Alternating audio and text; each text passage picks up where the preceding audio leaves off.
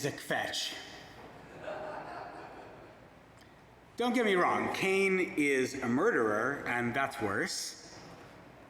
But the part that gets me every year when I look at this text, which comes later in our Torah portion, is not necessarily the murder. Humans do unspeakable things to other humans, including to family.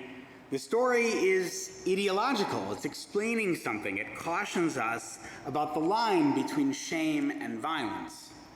So while the murder is horrifying but not surprising, Cain's reaction, his cavalier deflection and defensiveness, well, that gets me every time. So let's recap. God, where's your brother Abel? Cain, I don't know, am I my brother's keeper?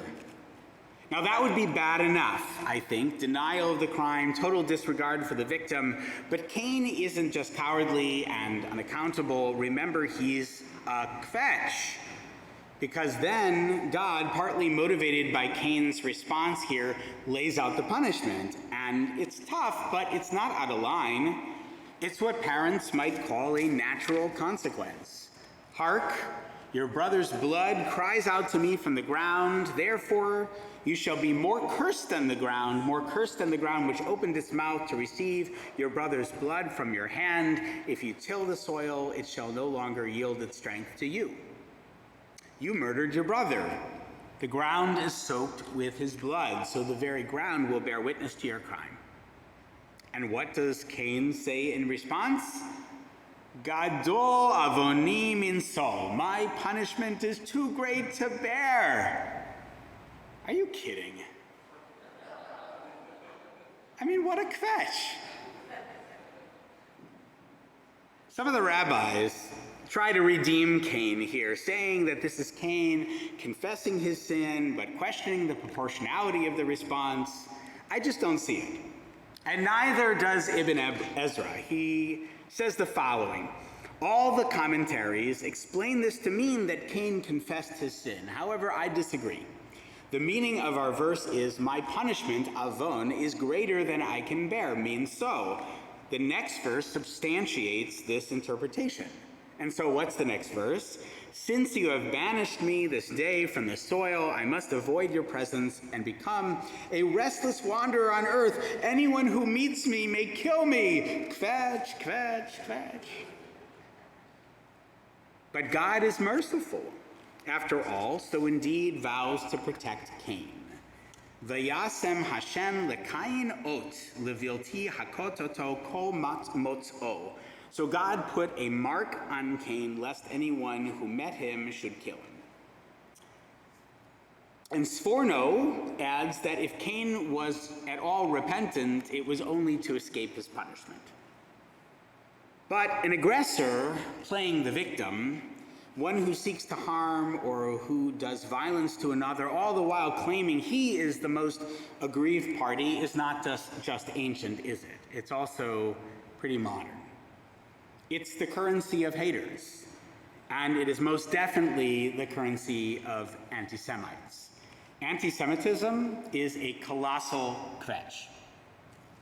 So when Kanye West threatens Jews and then claims that he can't be an anti-Semite because, quote, black people are actually Jew, when Marjorie Taylor Greene, once a pariah in her own party and now seemingly a hero, compares the COVID vaccine to Nazi treatment of Jews and likens Joe Biden to Adolf Hitler, when Donald Trump scolds American Jews, telling them to get their act together before it's too late, all of these examples aren't just benign finger-pointing by lazy narcissists. They are invitations to millions of others to weaponize their own victimization. As Dan Rather and Elliot Kirshner wrote in their Substack recently, those who spew or defend hate often use contortions, rationalizations, and lies to try to obscure the purity of the hate. They want to make it seem like they are the victims. It's why Putin claims that he is pursuing denazification of Ukraine when he rains down missiles on parks, schools, and hospitals. And his troops torture and murder civilians, or as and his troops are all the while torturing and murdering civilians, dumping bodies into mass graves. That's why the authors began their piece not with equivocations or contextualization, but with clear condemnation. Anti-Semitism is evil, they write. Anti-Semitism must be condemned in all of its forms. Anti-Semitism is a toxic seed that once sown and cultivated poisons society. Anti-Semitism is never a joke, never brave speech, never clever social commentary. It is hate, often murderous hate. 4 years ago, this coming week, murderous anti-Semitism came to our region as 11 Jews were gunned down in Pittsburgh for the crime of getting to shul on time. The gunman's rationale: Highest likes to bring invaders in that kill our people. I can't sit by and watch my people get slaughtered. Screw your optics, I'm going in. They are the victims. White people, Christians, sometimes men, real Americans. The Tree of Life massacre is hard to explain as anything other than anti-Semitism, but there are countless other incidents, violent and not, where Jewishness of those attacked is minimized or simply ignored. On July 4th, a gunman opened fire on a crowd of people enjoying an Independence Day parade in Highland Park, Illinois, murdering 7 people and injuring 48. In most media coverage, Highland Park was described as an affluent white suburb. The shooting was described as an it-could-happen-anywhere tragedy by Vice President Harris and others, and a situation that was, quote, completely random. But Highland Park is not anywhere, USA. Around half of its residents are Jewish, many families having moved there decades ago when they were barred from living in other Chicago suburbs like nearby Kenilworth. We learned soon after the shooting that the suspect had previously staked out a local synagogue, posted overtly anti-Semitic and racist comments on the internet. He subscribed to the QAnon conspiracy theory, which is, make no mistake, a mashup of 2 classic anti-Semitic canards, the blood libel and the protocols of the elders of Zion. But still, the story was it could happen any place, even to white, affluent, patriotic people. Perhaps what's worse, if anything could be worse, is not simply the erasure of Jewishness from most of the reporting, the assumption of privilege and therefore victim blaming, baked into comments about the affluence of those murdered and injured. What feels worse was the appropriation of Jewish suffering by certain Christians who seemed at best wholly incurious about both the motivations of the shooter and the heritage of the victims. Writing in the foreword about the memorial that went up in the center of town soon after, Norman Berman observed, "For a notably Jewish suburb, any evidence of Judaism or Jewish memorial practices were absent. In fact, in front of each of the 7 white poles for each of the victims were small wooden model imitations of church facades, each replete with 2 tiny crosses on miniature spires and an American flag front and center. On each pale blue heart were vertical ichthyes, colloquially known as Jesus fish. Amid the heap of flowers, signs, notes, and the occasional stuffed animal were Christian devotional candles with images of Christ, angels, and various saints on glass cylinders surrounding the candle wax. By the way, 5 of the 7 homicide victims were either Jewish or married to Jews." My own family and other Beth Am families experienced something along these lines, that is, of minimizing Jewish experiences of trauma during the recent Sukkot holiday. Even as the burgeoning Jewish student group at Baltimore School for the Arts erected a sukkah in the courtyard at school, students discovered a large swastika scrolled on the wall of the boys' bathroom. This was not the first such incident. The school's initial response was frankly inadequate. A note from the administrative team read, "Over the course of the last few weeks, we have been struggling with graffiti in the boys' bathroom here at BSA. Some of the imagery includes what can easily be defined as quote-unquote hate speech. But it wasn't hate speech, it was swastikas. So a Beth Am parent penned a response, and others of us affixed our names. We said, "The students are hearing from the administration only that graffiti is bad. We believe it is a mistake to assume that all students at BSA have a full understanding of what the symbol represents. Our children who do know the history of the swastika and are wondering why the school is not publicly condemning swastikas and taking the opportunity to express solidarity with Jews and all groups of people who were targeted, tortured, and killed by the Nazis." To their credit, the administration changed course and are in the process of addressing our concerns. But this begs a question, doesn't it? Why should we have to point this out? Why should we be the ones to kvetch? Another congregant this summer took note of an exhibit at Unity Hall, a wonderful new venue on Utah Place in Bolton Hill. The congregant noted a letter by neighborhood resident Louis Blum, which he wrote in favor of housing separation by race along Utah Place, a totally racist position, he points out, but the Beth Amer also rightly points out, inexplicably, the display feels the need to note that this man was Jewish, labeling him as, quote, noted Jewish medical doctor Louis V. Blum. Now, I'm not sure why the religion of the individual is relevant, he asked. The letter makes no mention of religion or Judaism, and no other individual's religion was described throughout the whole exhibit. There are two men, Blum and another, who are labeled as Jewish. Attempts to address this problematic exhibit are ongoing. At least some of those responsible for its installation are also concerned, I'm happy to tell you. My understanding is that the curator, when confronted, doubled down, expressed Dr. Blum's prominence in the Jewish community and his support for the state of Israel as justification for calling him out as a Jew. Meanwhile, the exhibit remains and has been viewed by hundreds of people on numerous occasions over several months. British comedian David Baddiel, in his book Jews Don't Count, calls anti-Semitism second-class racism. He describes a conversation with a friend of his, a progressive, who claimed the Y word isn't as bad as the N word. The Y word is Yid, which in England really is a slur. Baddiel asked the friend why not. He said, because Jews are rich. Some Jews are rich. Plenty of Jews are poor.